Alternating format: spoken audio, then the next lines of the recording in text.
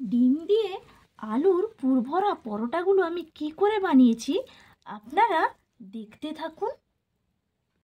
Shampa kitchen with village ফুডে আপনাদেরকে স্বাগত। প্রতিদিনের মতন আবারও চলে এসেছি একটা রেসিপি নিয়ে। আজকের রেসিপিটা আপনাদেরকে একেবারে সহজ পদ্ধতিতে করে দেখাবো, আর একেবারে বেলার ঝামেলা থাকবে না। বেলার ঝামেলাই ছাড়া ডিমের যে এত সুন্দর পরোটা হয় আপনারা না করলে বুঝতেই পারবেন না। চলুন তাহলে বানানো যাক। তার জন্য আমি এখানে নিয়েছি ময়দা নিয়েছি। এখানে আমি 500 গ্রাম ময়দা নিয়েছি। একটা জামবাটি নিয়েছি, জামবাটির মধ্যে আমি ময়দাটা ঢেলে নিচ্ছি। পরিমাণ অনুযায়ী দিয়ে দিচ্ছি লবণ, দিয়ে দিচ্ছি পেঁয়াজ কুচি, দিয়ে দিচ্ছি লঙ্কা কুচি, আর দিয়ে দিচ্ছি ধনেপাতা কুচি। দেখুন আমাদের তো বেলার ঝামেলাও থাকে অনেক সময়, কিন্তু এই জন্য করে ওঠা হয় না। এটা একবারে বেলার ঝামেলা থাকবে না, আপনারা সহজেই করে নিতে পারবেন। আর এতটা খেতে সুন্দর লাগে, নরম তুলতুলে দারুণ লাগে খেতে। আর দেখুন এখানে আমি নিয়েছি ডিম। ডিমটা আমি ফাটিয়ে নিচ্ছি। আমি 2টো ডিম নিয়েছি। আপনারা যদি ময়দার পরিমাণটা বেশি নেন তাহলে ডিমের পরিমাণটাও বেশি দেবেন। আমি এখানে 500 গ্রাম ময়দা নিয়েছি, তার জন্য আমি 2টো ডিম নিয়েছি। এরপর আমি মিশিয়ে নিচ্ছি হ্যান্ড উইক্সের সাহায্যে। দেখুন আমার ভালো করে মেশানো হয়ে গেছে। এরপর আমি অল্প অল্প জল দিয়ে একটা বাটার তৈরি করে নেব। খুব একসঙ্গে খুব একটা বেশি জল দেব না, একটু একটু জল দেব আর মিশিয়ে নেব। আমার বাটারটা একেবারে রেডি হয়ে গেছে। অল্প অল্প জল দিয়ে আমি একটা বাটার তৈরি করে নিয়েছি। আর বাটারের থিকনেসটা কেমন এসছে আপনাদেরকে দেখিয়ে দিই। তার জন্য একটা হাতা নিয়েছি। দেখুন হাতার পেছনটা এইভাবে কিন্তু স্তর পড়ে যাচ্ছে, তার মানে আমার বাটারটা সঠিকভাবে তৈরি হয়ে গেছে। এটা আমি ঢাকা চাপা দিয়ে রেখে দিচ্ছি 5 মিনিটের জন্য। আর আমি এখানে নিয়েছি আলুর পুরটা রেডি করে নেব। তার জন্য আলুটা আমি আগে থেকে সেদ্ধ করেই রেখেছি। চলুন আলুর পুরটা রেডি করে নিই। চাপিয়ে দিয়েছি, কড়াইয়ের মধ্যে দিয়ে দিচ্ছি তেল। এখানে আমি সাদা তেল দিলাম, পরিমাণ অনুযায়ী দিয়ে দেবেন। তেলটা গরম হয়ে গেছে, তেলের মধ্যে দিয়ে দিচ্ছি কালো জিরে, আর দিয়ে দেব এখানে হিং নিয়েছি। হিংটাও অবশ্যই দেবেন, তাহলে খেতেও ভালো লাগবে আর ফ্লেভারটাও দারুণ হয়। দেখুন এখানে আমি নিয়েছি মটরশুঁটিগুলো আমি আগে থেকে ভালো করে জল দিয়ে ধুয়ে পরিষ্কার করে রেখেছি। মটরশুঁটিগুলো আমি দিয়ে দিলাম, আলাদা করে কিন্তু আমি সেদ্ধ করিনি। একটু তেলের মধ্যে আমি ভালো করে নাড়িয়ে নিচ্ছি, কারণ মটরশুঁটিটা আগে থেকে সেদ্ধ করলাম না, তাহলে গলে যাবে আর একটু সবুজ গন্ধ করবে বলে একটু মটরশুঁটিটা ভেজে নিলাম ভালো করে। এরপর দিয়ে দিচ্ছি গাজর কুচি। দেখুন গাজর কুচিটাও ভালো করে আমি নাড়িয়ে নিলাম। এরপর আমি এর মধ্যে দিয়ে দিচ্ছি পেঁয়াজ কুচি, দিয়ে দিচ্ছি কাঁচা লঙ্কা কুচি। যে যেরকম ঝাল খাবেন সেই পরিমাণে ঝালটা দিয়ে দেবেন। ওরা আর ভালো করে একটু নাড়িয়ে ভেজে নেব। দেখুন পেঁয়াজটাও ভালো করে আমি নাড়াচাড়া করে নিয়েছি। এরপর আমি দিয়ে দিচ্ছি আদা কুচি। কুচি করেই কিন্তু আদাটা দেবেন, তাহলে খেতে ভালো লাগবে। আদা কুচি দিয়ে দিলাম, আর দিয়ে দেব রসুন কুচি। রসুনটাও কিন্তু কুচি করে দেবেন। এরপর আবার একটু ভালো করে মিশিয়ে ভেজে নেব। দেখুন ভালো করে আমার সব কিছু ভাজা হয়ে গেছে। এরপর আমি দিয়ে দিচ্ছি টমেটো কুচি।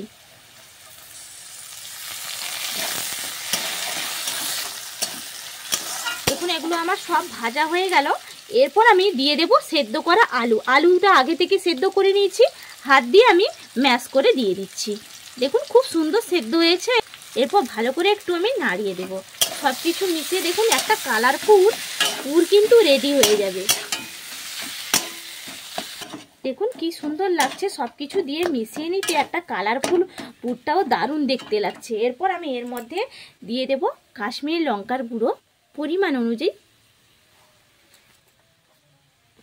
দিচ্ছি জিরে গুঁড়ো, দিয়ে দিচ্ছি ধনে গুঁড়ি,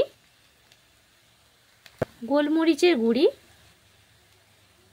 দিয়ে দিচ্ছি পরিমাপ অনুযায়ী লবণ,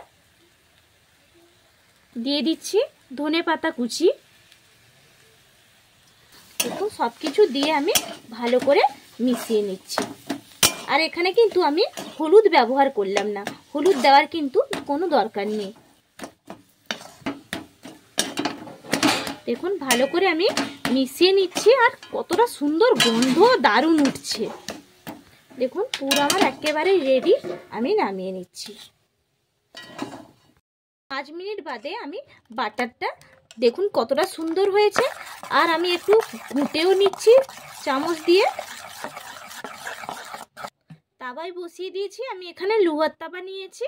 তাওয়ার মধ্যে দিয়ে দিচ্ছি সাদা তেল, দিয়ে চারিদিকে একটু ছড়িয়ে দেব। তাওয়াটা গরম হয়ে গেছে, আর হাতার সাহায্যে আমি 1 চামচ করে উঠালাম আর তাওয়ার মধ্যে আমি দিয়ে দিচ্ছি।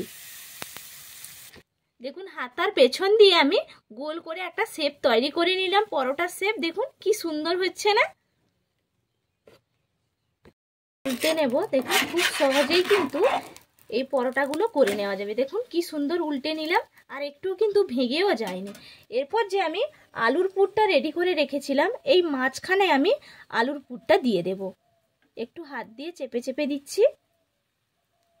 দেখুন আলুর পুরটা দিয়ে দিলাম, আর ভাঁজ করে নেব।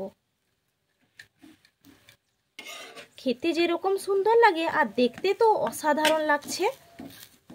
দেখুন এইভাবে একটু চেপে দিলাম, আবার এই দিকটা নিয়ে আবার এই দিকে চেপে দেব। আর আঁচ কিন্তু একেবারেই কিন্তু কম রাখবেন, না হলে কিন্তু এইদিকে মোড়া যাবে না। দেখুন দুদিকে আমি মুড়ে ভাঁজ করে নিয়েছি, আর দেখতে দেখুন কতটা সুন্দর লাগছে। আবার আমি এক পিঠ আলতো হাতে উল্টে দিলাম। দেখুন কতটা সুন্দরভাবে পারফেক্টভাবে আমার ডিম পরোটাগুলো, পুর ভরা ডিম পরোটা আমার রেডি হয়ে গেল। আর আঁচ কিন্তু কম রেখে বন্ধুরা করবেন, না হলে পুড়ে যাবে আর খেতেও ভালো লাগবে না। একটা আমার সম্পূর্ণ রেডি হয়ে গেছে, আমি নামিয়ে নিচ্ছি। একইভাবে আমি আবারও করে নেব। আবারও আমি কড়াইয়ের মধ্যে সামান্য একটু তেল দিয়ে দিলাম। আপনাদের কাছে যদি ব্রাশ থাকে তাহলে ব্রাশ দিয়ে ঘষে নেবেন, নাহলে আমি খুন্তি দিয়ে দেখুন এইভাবে ছড়িয়ে নিচ্ছি। দেখুন আবারও আমি 1 হাতা তুললাম, দিয়ে আমি দিয়ে দিচ্ছি তাওয়ার মধ্যে। আর এই যে পেছন চাটুর পেছন দিয়ে আমি ঘুরিয়ে ঘুরিয়ে দেবো, তাহলে অসাধারণ একটা শেপে তৈরি হয়ে যাবে।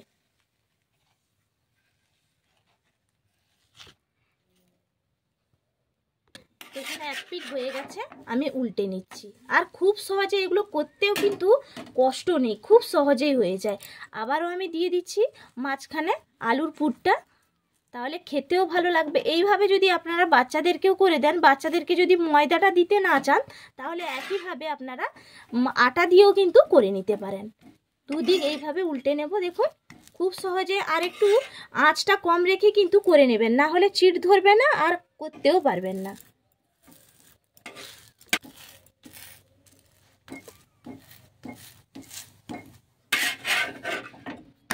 একটা আবারও আমার রেডি হয়ে গেল। আর একেবারে দেখুন খুব কম সামান্য তেলেই কিন্তু আমার পরোটাগুলো ভাজা হয়ে যাচ্ছে, খুব একটা বেশিও কিন্তু তেল দেওয়ার দরকার নেই। আর একেবারে খেতেও তো অতুলনীয়।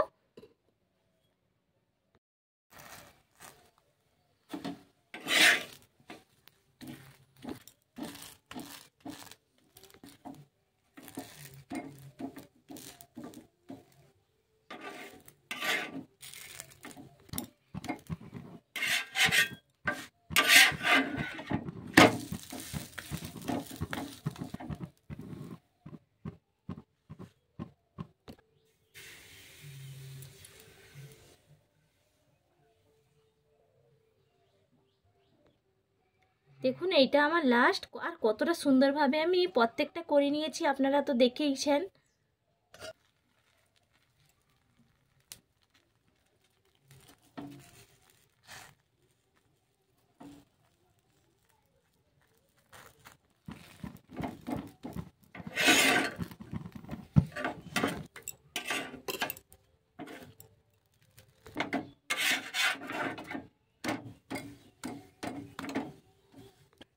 দেখুন আমার সবগুলো কিন্তু একেবারে বানানো হয়ে গেছে, আর আমি খাওয়ার জায়গায় চলে যাচ্ছি।